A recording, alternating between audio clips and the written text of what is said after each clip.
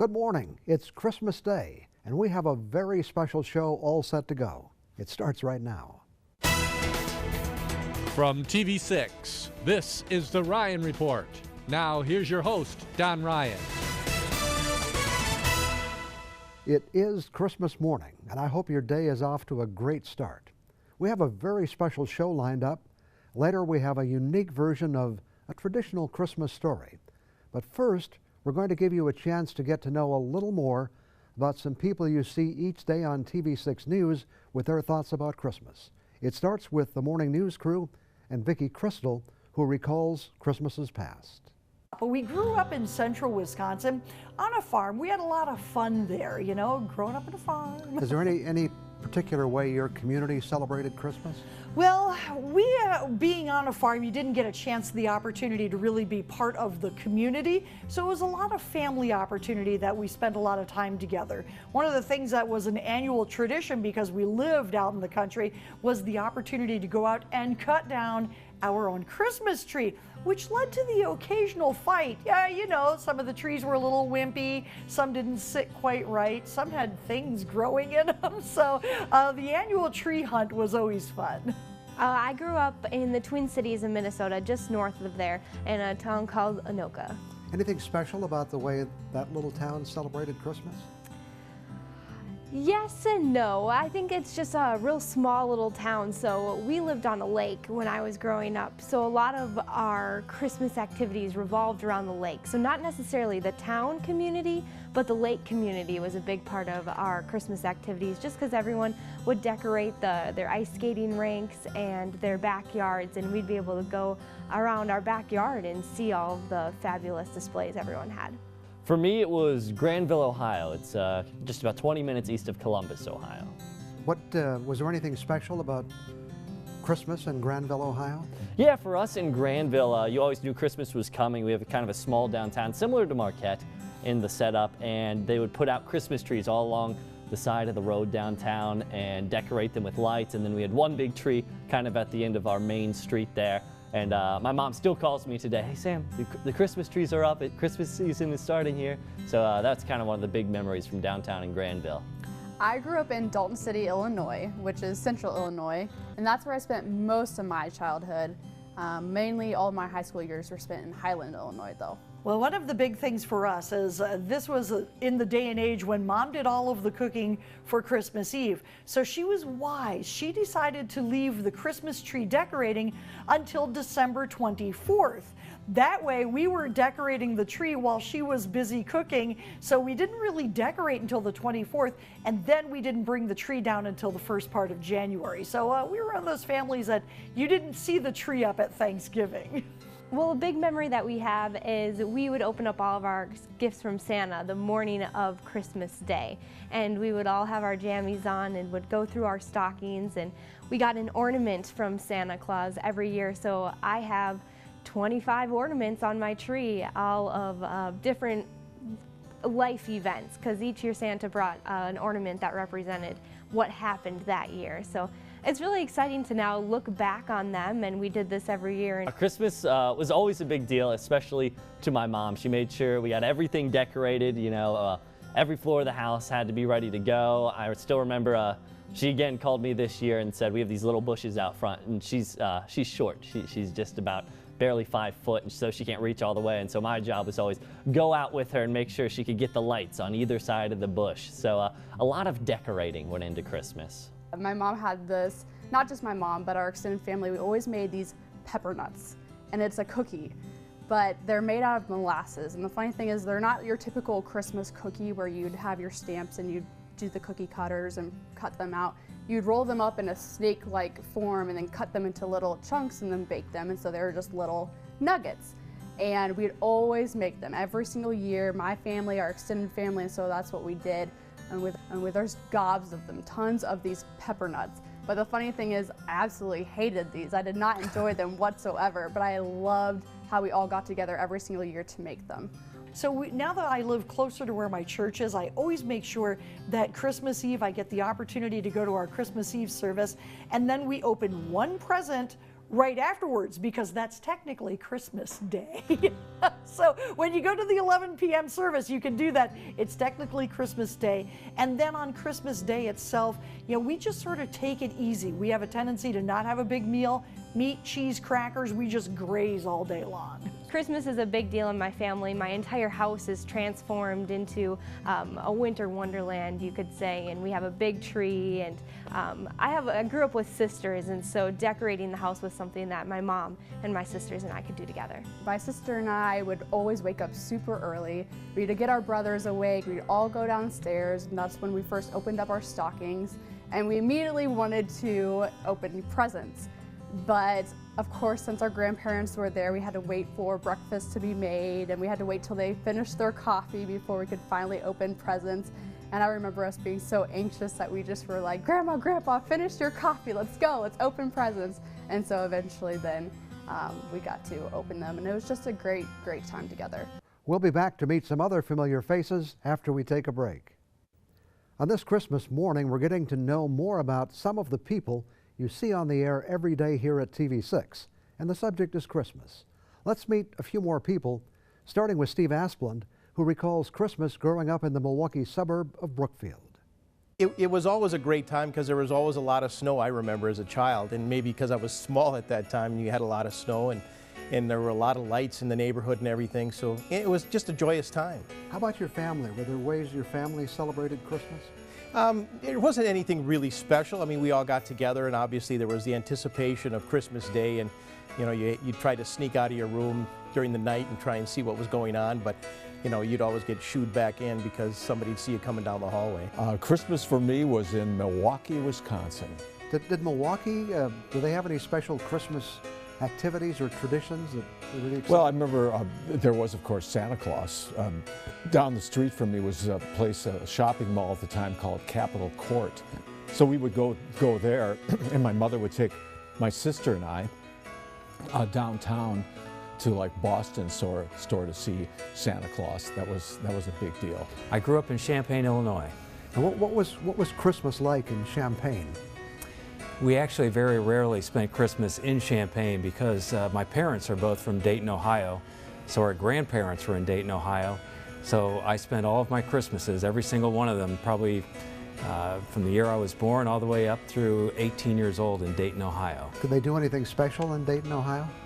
Well, it was a big family gathering, you know, all the trick kids. There were 6 of us, so we had 8 people in our family, and we would all pile into the station wagon, and I don't think it had seat belts back then. It was just all of us piled in. I'm not sure how we all fit.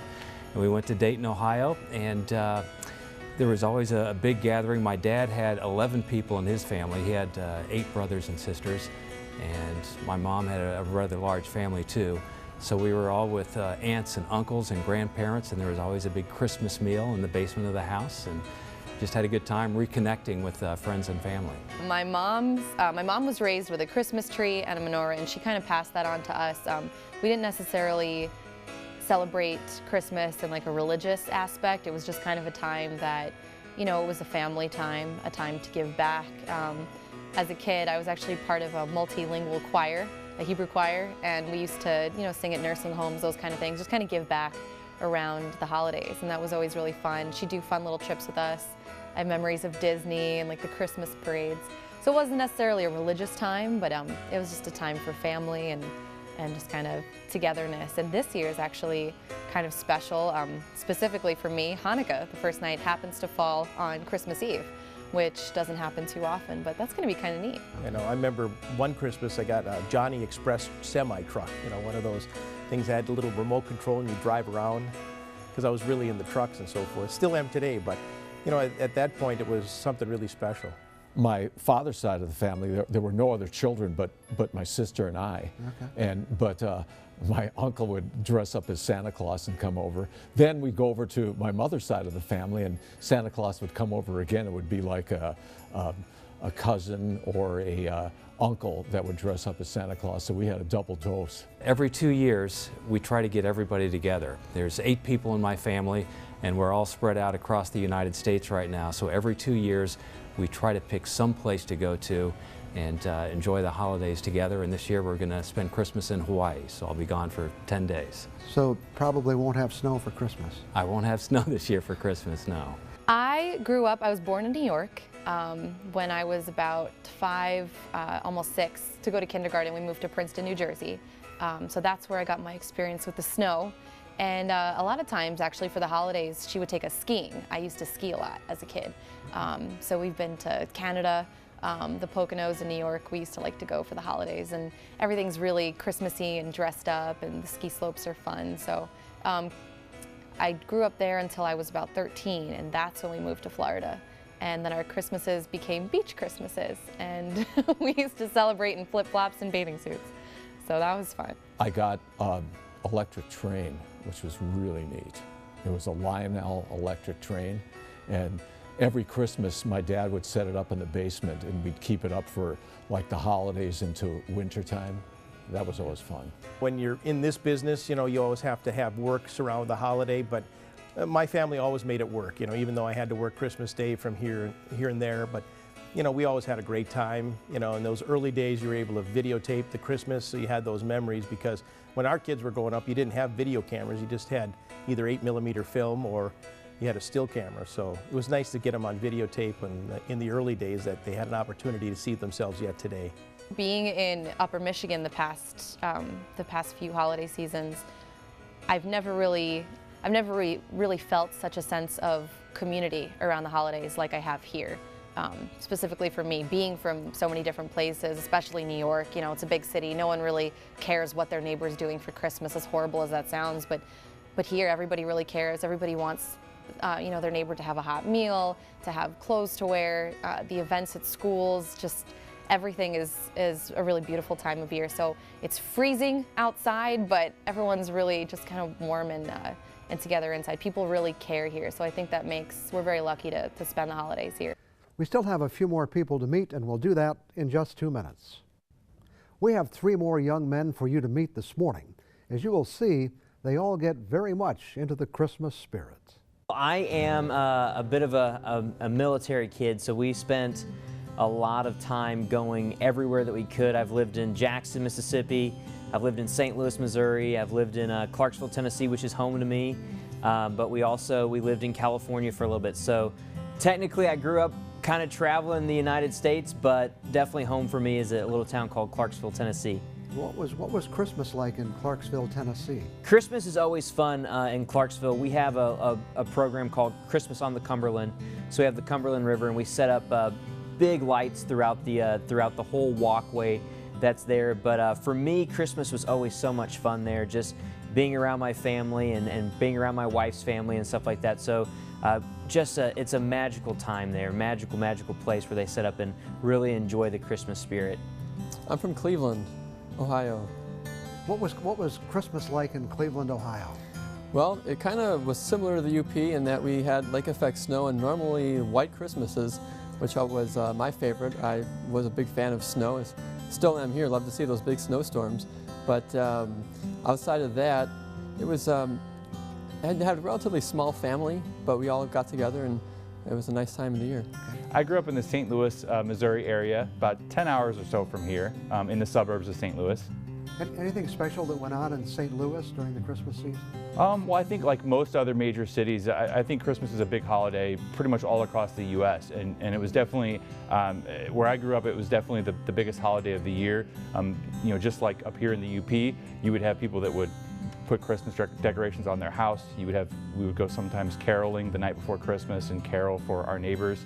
And then, you know, sometimes we would have people over, or our friends would have people over. So it was just a very festive time of year, and like the song says, most wonderful time of the year. One of the Christmas traditions that we have, it comes over from my mom's side, is every year on Christmas Eve, my grandfather would bring home this big box of chocolates.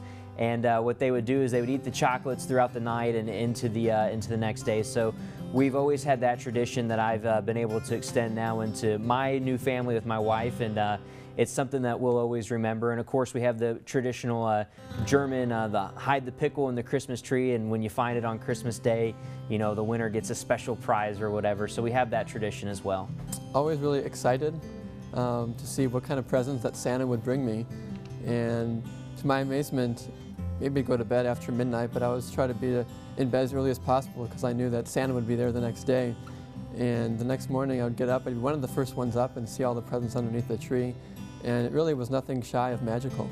You know, my family is spread out over the country, so Christmas a lot of times would be sometimes the only time of year that I would see my aunts and uncles and my grandma. So it was really great for that, especially with you know, my grandma passed away a few years back. So that for a lot of my childhood was the main time that I saw my grandma, my aunts and my uncles. So those are great memories. I love Christmas. It's my favorite time of year.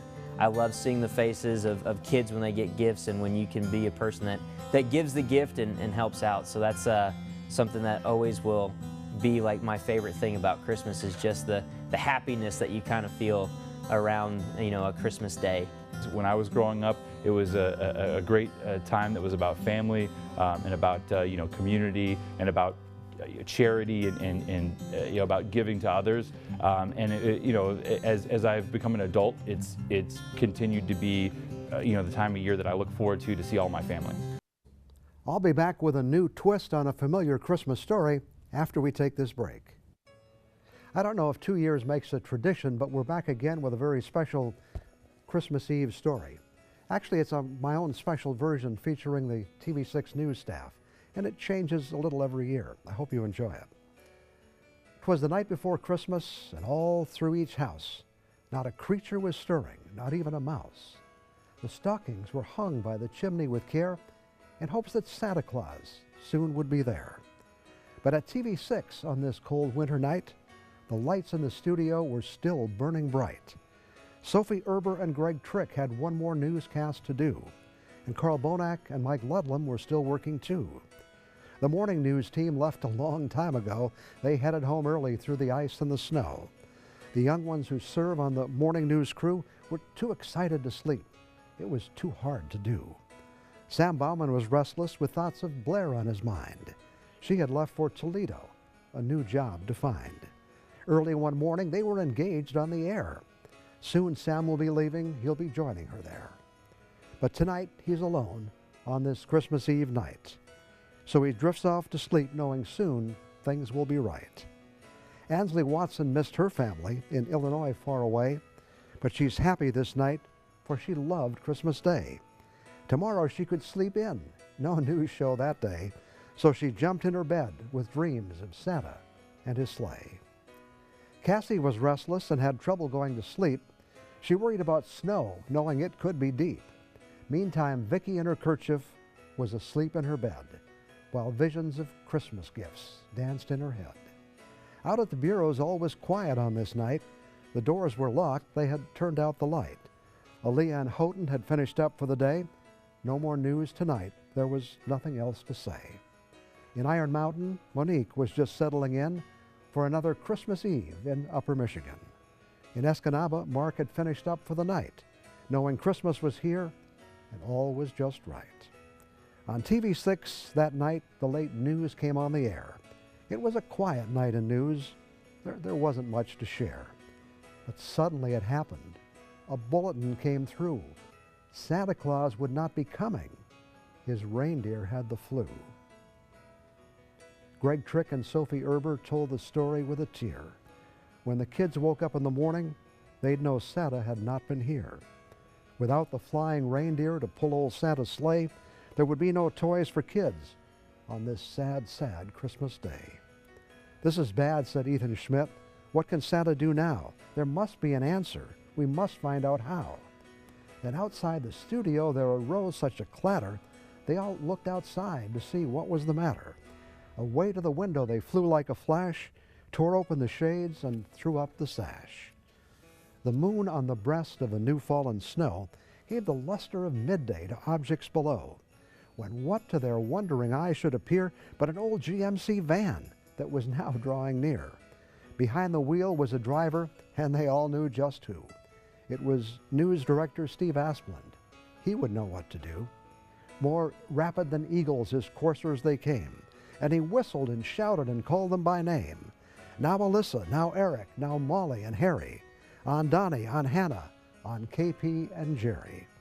Get me to the newsroom and don't drop the ball. Now dash away, dash away, dash away all. As they drew in their heads and were turning around, in the door Steve Asplund came with a bound. He was dressed all in orange, from his head to his foot, and his clothes were all tarnished like ashes and soot. His eyes, how they twinkled, his dimples, how merry. His cheeks were like roses, his nose like a cherry.